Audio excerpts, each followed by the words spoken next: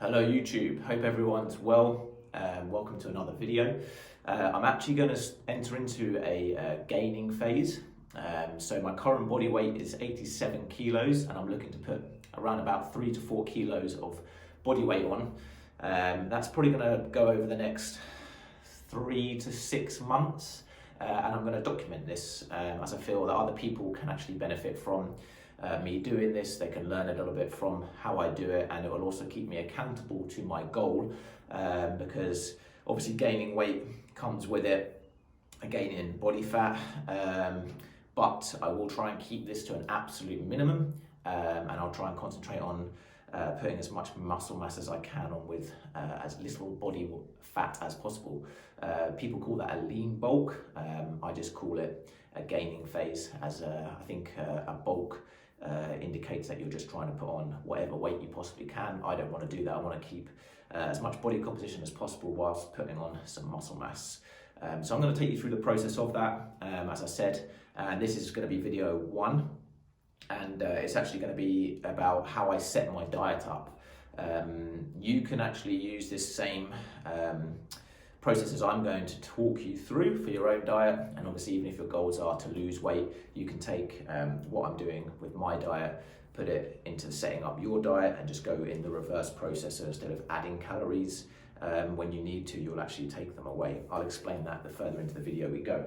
So when we're setting up a diet, the first thing we need to do is obviously have a body weight to work with.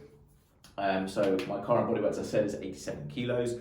That is 191 pounds. You need both of those numbers, as this is what I'll work protein out from, and this is what I'll work out how to set up your starting calories. So what I'll do is I'll take my body weight in kilos and I'll times that by 24. So 24 is for males and 22 is for females.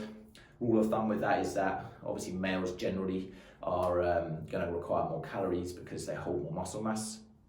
And they're obviously generally bigger than females are, so they get a bigger sort of baseline of calories to work with. So I'll take my body weight in kilos, as I said, so 87 kilos times 24, and that will give me my BMR, so my basal metabolic rate, how many calories I need to survive without adding any additional movement into it. So that number comes out at the moment at 2,088 calories. So if I was to lie in bed and do nothing each day, which would obviously be very, very rare, and eat 2,088 calories, then I shouldn't lose or gain weight, I should just maintain. So that is my sort of basal metabolic, my lowest amount of calories that I need in order to function.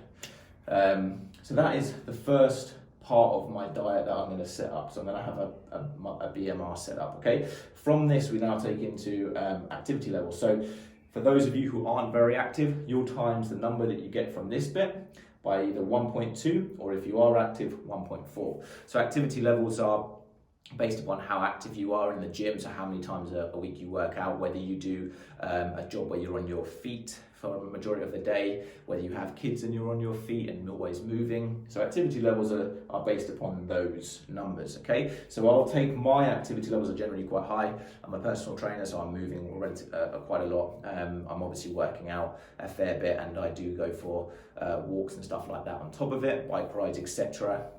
So my activity levels are quite high, so I'll go at the top end of the spectrum and I'll times my BMR by my activity levels, and it will give me my maintenance calorie number, okay? So even if you're trying to lose weight, you still need to find this number out, okay? This is the calories that you want to set or rather that your body will sit at without having to gain or lose weight, so your maintenance number. If you are then going to look to lose weight, what you would do is find out this number, and generally I subtract, depending on the size of the individual, between 350 and 500 calories from that number. That will then put them into a calorie deficit from the start, and that will be their starting macros, okay? So if I was to be looking to lose weight, which I'm not, I would take this number and I would take away 350 to 500 calories, depending on how big the person is and how big their starting calories are. And that will be their starting point to start losing weight. Obviously, if you are a 50 kilo female, your calories will not come out at this. They'll probably be down to around 13 to 1400, and therefore I would only take away 200 calories at most as your starting macros. and from there. So the less you weigh, the lower the amount of calories you'll take away from your starting point. The more you weigh and the higher this number is, generally the more flexibility you have to take away a bigger amount of calories and still not be hungry or underfeeding yourself. Anyway, back to the case in hand. This will be my maintenance number. So I'm actually going to work my calories or my macros, my starting macros for this gaining phase off of this number, okay, just for the sake of ease for this video. So my calories are 2,923. All right, we've got that from these multiplications here. Now, in order to get my protein, that's the first one I'm going to put into my macros. I'm going to take my body weight in pounds, so 191, and there's a range there that I work with. It's either times by 1 or times by 1.2, okay, and that's gives me a gram amount. So I'm going to go at the higher end of the spectrum because I have calories to play with and I actually like foods that contain protein, so I'll go at the higher number because I enjoy eating them. If you're a female and you struggle to hit that protein target, you'll generally be down to the 1 gram per pound of protein. And if you continuously miss that number, you can drop it down to 0.8 grams, but that's really at a baseline, okay? So I generally try and go 1 gram per pound of body weight, and less calories are really sparse, and I'll take that down to 0.8 per grams per pound, okay? So all I'm gonna do is I'm gonna times my weight in pounds by 1.2, and that's going to give me an answer of 230. Okay, so 230 grams of protein is how many grams of protein I'll be eating, and protein is 4 calories per gram. So what you do is times that by 4, and that gives you your calories for your protein. So 230 grams of protein equals 920 calories. So of my diet, 920 calories is going to protein. The second macro I'm going to figure out is fat.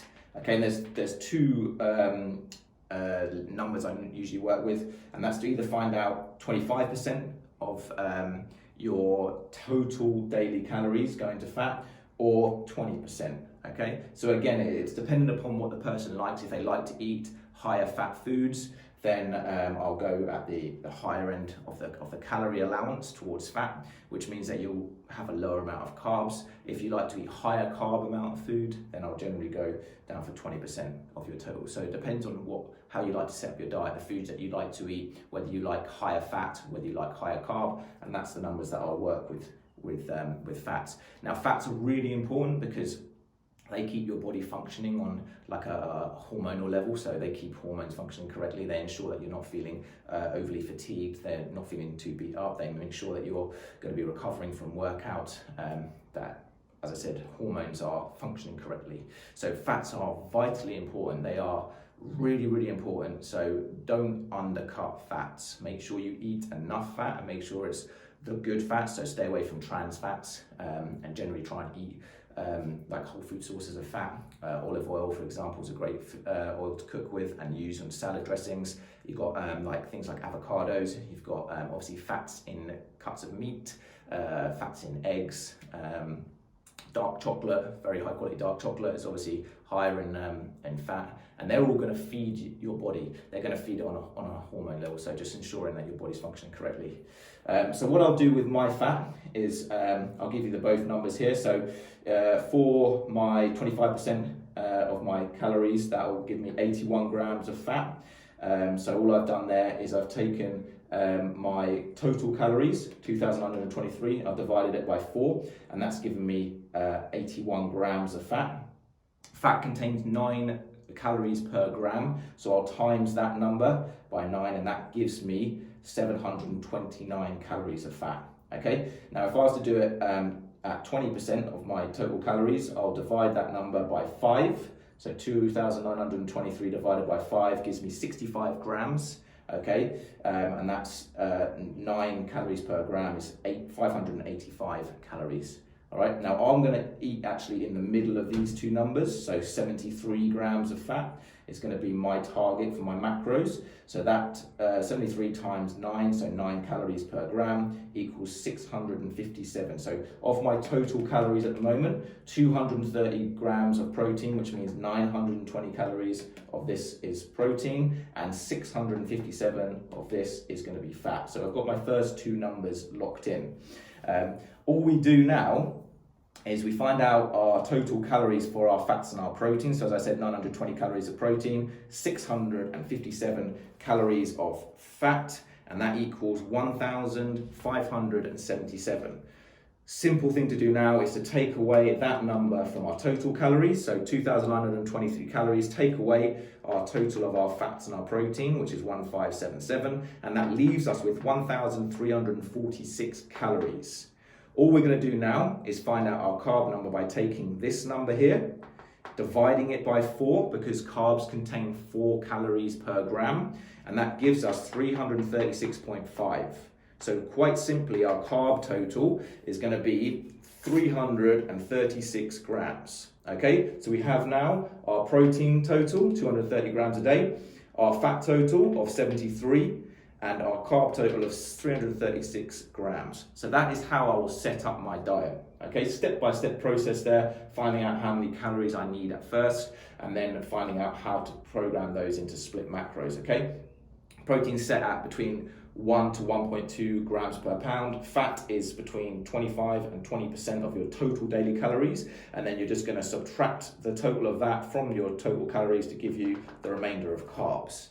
That is because I prefer to eat a higher carb diet, okay? So I'll generally train a lot, and obviously carbs help to fuel those workouts. They also help to fuel recovery. So these are how I'll set up my macros. So that's my starting point, okay? So once I've found my starting point for me, because I'm trying to gain weight, if this number, so for the first 2 weeks, I'll probably hold these calories, these macros true, and I'm going to see how my body responds. So the way I'll do that is by weighing myself each day, and I'll also take progress pictures weekly. And if those two aren't showing that I'm gaining weight, so I'm increasing the amount of muscle mass that I have and size that I have, then I will put these numbers up, okay? I'll show you how I do that in future videos.